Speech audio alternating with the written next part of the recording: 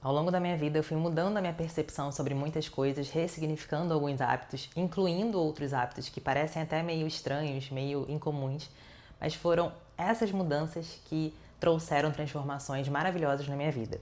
E hoje eu vou compartilhar aqui com você, porque se fizer sentido, você pode aplicar na sua vida também e colher os mesmos benefícios. Meu nome é Daiana Peixoto, aqui a gente fala de desenvolvimento pessoal, desde o autoconhecimento até os resultados.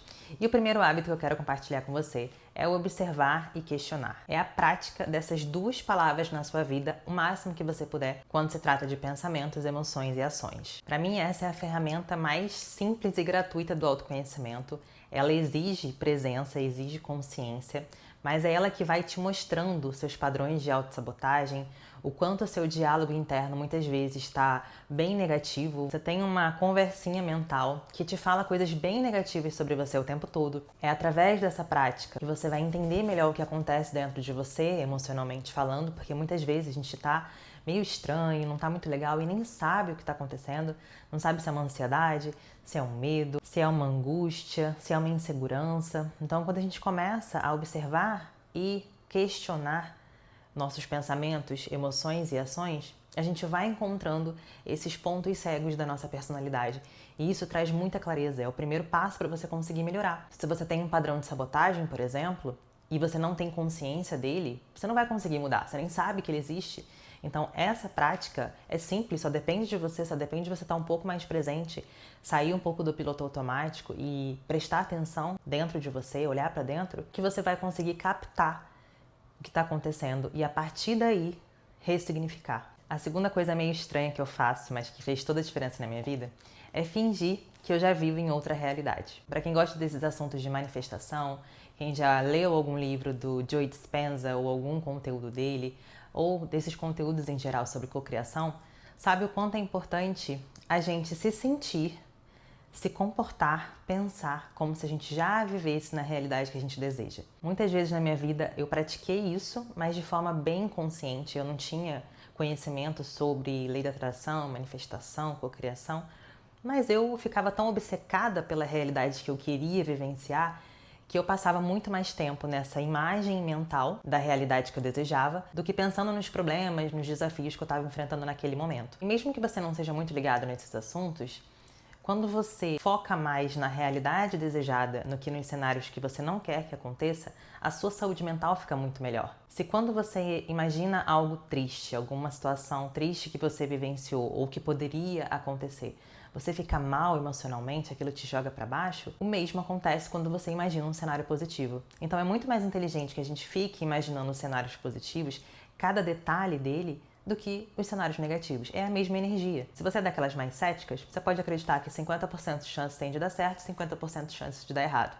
Então, é mais interessante que você foque nos 50% de chance de dar certo. Agora, se você já tem uma outra percepção da realidade e você sabe que tudo que você foca se expande, não faz sentido nenhum você focar no cenário negativo. Então, desde quando eu fazia isso, fingia que já estava numa realidade, ficava imaginando esses cenários acontecendo em detalhes, como eu estaria me sentindo, como que seria, eu já manifestava as coisas e hoje eu faço de forma consciente. Eu procuro estar muito mais focada nas realidades que eu quero que aconteça do que naquilo que eu não quero. E é muito mais fácil você criar uma realidade diferente quando você está assim, porque você se conecta com essa sua versão. Se existe na sua mente uma versão que vive uma realidade onde é mais próspera, mais confiante, mais realizada, mais feliz, e você se conecta com ela, você está de forma muito mais fácil aproximando a sua personalidade desse cenário. E é a nossa personalidade, quem a gente é, essa tríade de pensamentos, emoções e ações, é que vai fazer com que qualquer coisa aconteça na nossa vida, que vai fazer com que uma realidade se manifeste. Então, eu só vejo benefícios e pode parecer meio estranho, pode parecer até mais difícil para algumas pessoas ignorar a realidade, que muitas vezes é uma realidade negativa, e focar lá na frente, focar naquele cenário como se ele já estivesse acontecendo agora, mas realmente é aquilo que eu vejo que me deixa melhor emocionalmente, conecta com os meus objetivos e faz com que as coisas aconteçam com mais velocidade. Você só precisa ter cuidado porque às vezes os seus medos e as suas crenças negativas sobre você e sua capacidade podem te impedir até de conseguir imaginar esse cenário, simplesmente porque você considera muito longe da sua realidade.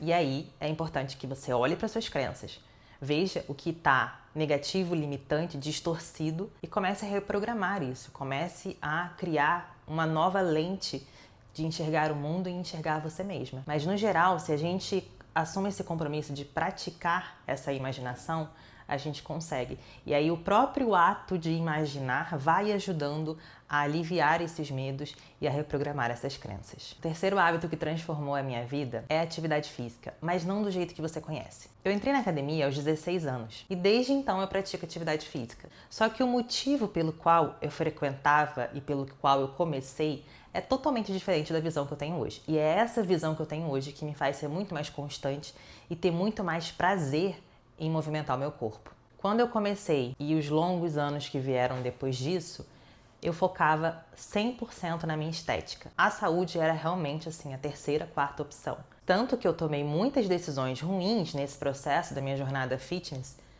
porque eu visava só o corpo. E isso prejudicava a minha saúde. Eu colho as consequências até hoje de mais decisões que eu tomei lá atrás por só focar na estética. E era muito mais desgastante. Era uma relação sofrida, sabe? Porque o motivo pelo qual eu ia era muito superficial. Às vezes eu ia pra academia para compensar alguma coisa que eu tinha comido, eu fazia mais atividade física, mais cardio para compensar alguma coisa que eu tinha comido.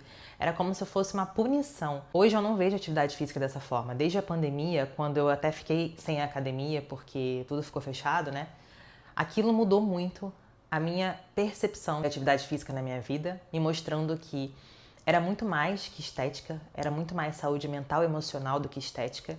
E eu virei uma chavinha na minha mente de que quando eu vou movimentar o meu corpo, porque ele foi feito para o movimento, ele não foi feito para ficar sentado no sofá, quando eu coloquei na minha mente que movimentar o meu corpo é honrar a vida que eu tenho, se eu estou parada e que se eu estou sedentária, eu estou indo num movimento antinatural, eu estou indo contra a vida, isso mudou o meu prazer na atividade física. Eu não estou indo para academia porque eu quero caber num jeans específico ou quero tirar uma selfie bonitinha no espelho. É claro que a parte estética é legal e a gente vai querer realmente se sentir bem quando olha no espelho, mas eu acredito que a coisa só vai ser leve se você conseguir olhar para esse hábito com um pouco mais de profundidade e não tanta superficialidade.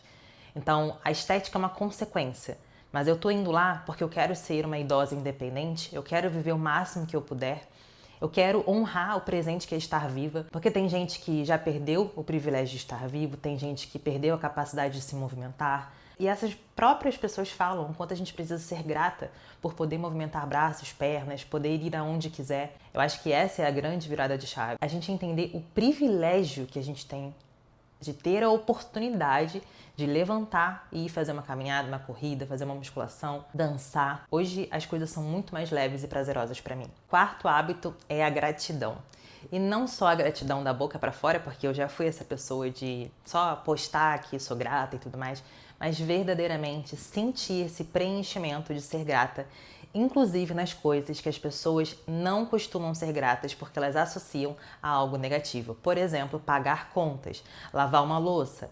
Geralmente a gente associa, ai que saco, eu preciso lavar a louça, nossa que saco, tô tendo que pagar aqui minha conta. Isso é olhar o copo meio vazio e eu já fui essa pessoa. A maior parte da minha vida eu fui essa pessoa pessimista, reclamona, negativa. Isso só me fazia mal. Isso bloqueia qualquer fluxo de abundância que queira entrar na sua vida. Então hoje, mesmo que seja algo cansativo ou que represente aparentemente uma suposta perda, né? Por exemplo, eu tô pagando uma conta. Então esse valor tá saindo da minha conta e minha conta vai ficar mais vazia. Não importa.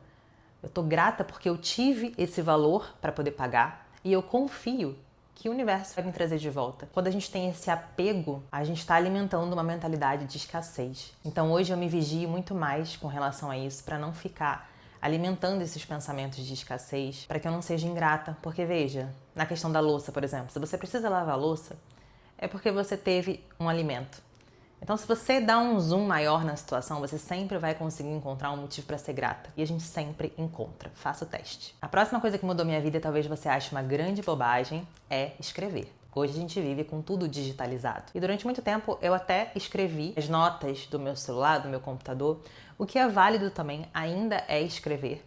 Quando não tem jeito, quando eu tô fora, não tô perto do meu caderno, para aliviar, para não esquecer, eu registro ali no meu celular e tá tudo certo. Mas eu prefiro no papel. Você fica muito mais atenta, presente, conectada ao que você está fazendo do que no celular, que você pode inclusive receber uma mensagem, uma notificação, se distrair e deixar para lá. Quanto mais presença, mais eficiente vai ser o ato de escrever. E por que eu acho tão importante? Primeiro que, pensando na questão de saúde mental, a escrita já é vista pela ciência como terapêutica. Ela é recomendada em processos de depressão, ansiedade, porque realmente você escrever é uma forma de você aliviar, é uma forma de você olhar para aquilo que está passando dentro de você por uma outra perspectiva. Mas para mim também é uma baita ferramenta de autoconhecimento e de repertório sobre a sua vida. Você consegue registrar coisas que possivelmente você esqueceria, desde traumas, coisas ruins, que você lá na frente vai ver o quanto você foi forte e superou, até as coisas positivas, porque como a nossa mente foca muito no negativo, escrever as conquistas, as pequenas e grandes conquistas, faz com que você tenha isso ao seu alcance para se lembrar e não seja sabotada pela sua mente, que não tá aí nem aí para fazer você feliz, ela quer fazer você sobreviver. Então ela vai te fazer focar muito mais naquilo que foi negativo para você que você não sofra de novo, do que te fazer lembrar das coisas boas.